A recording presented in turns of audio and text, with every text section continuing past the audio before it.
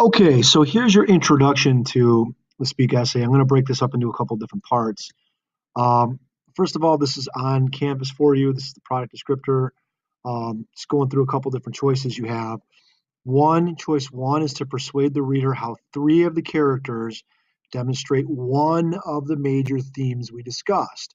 So you could talk about maybe Mr. Neck, Mr. Freeman, and Melinda, and focus on the theme of take a topic like coming of age or alienation or conformity, which means following others, and have three solid body paragraphs where you talk about how each character matches that theme.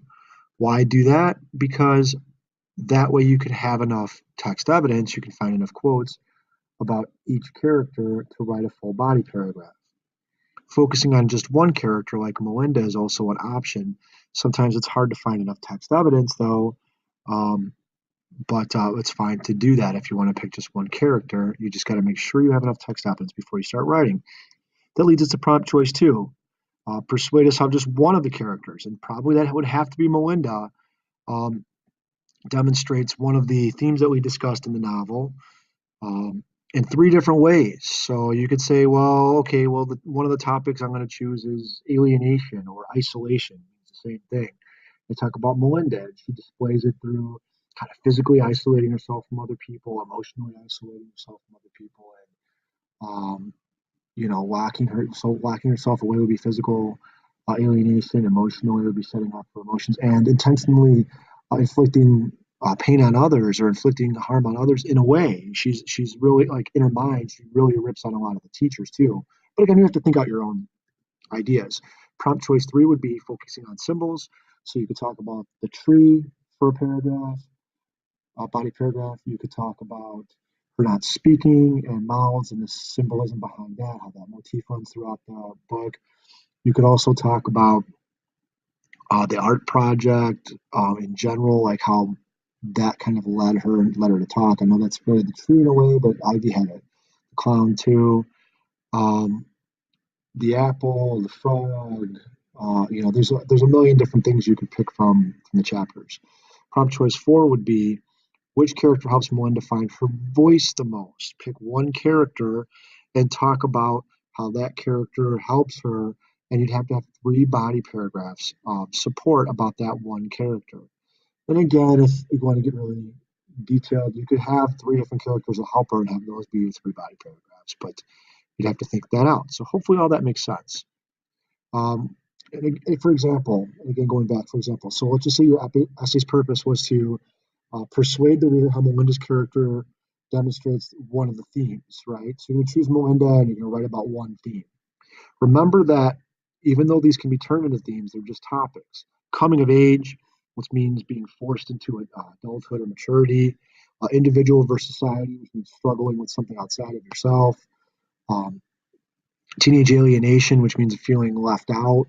And conformity versus non-conformity, which means conformity means following others, and conformity means fighting against that and being your own individual person and being who you want to be, as goofy or silly or great or awesome or perfect or whatever you want to be.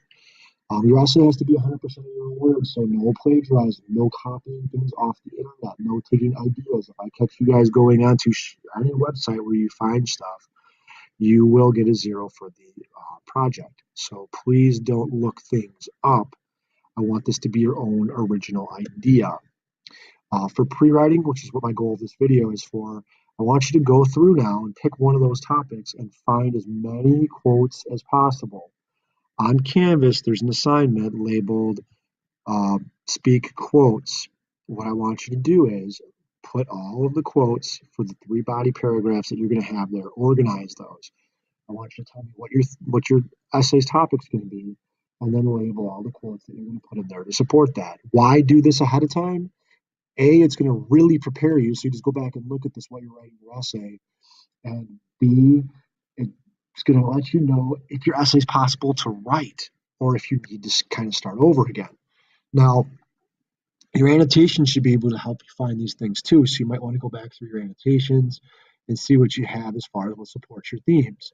When you cite in your essay, and the way I want you to cite in general always is to include the author's last name and page number. And you should always introduce your quotes. You should never, ever, ever, ever start with just a quotation. Never, ever, never, never. So you should have something like Melinda displays isolation when she said, comma, quote, whatever you quote from the novel, whatever the thing is that you took from the novel would go there, period, end quote. Your period always goes inside of your quotes because I don't know how you're saying that, how the person in the book is saying what's being said. If that's an exclamation point, it needs to be yelled. If that's a question mark, it needs to be, read like whatever the quote from the novel. And then inside of parentheses, you should have the author's last name. Hers is Halse Anderson. That's why there's a dash there, and the page number you got it from. So again, here's another example of your quoting.